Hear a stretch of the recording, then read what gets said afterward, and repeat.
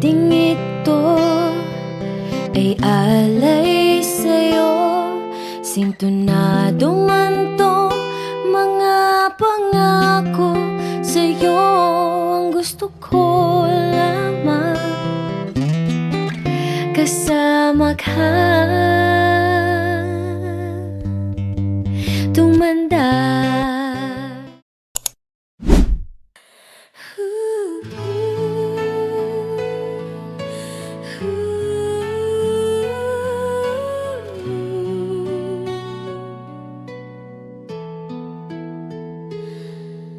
Ita'y termino ng mga amang uliran,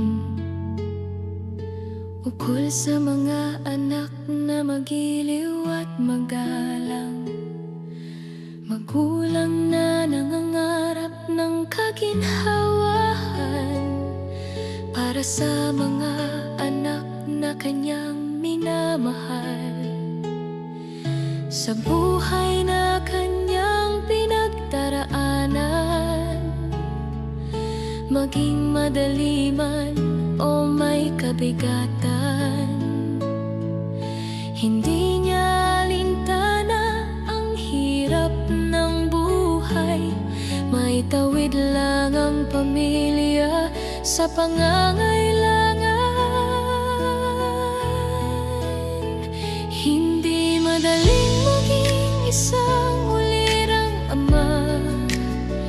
Dapat sa lahat ng bagay laging balanse ka.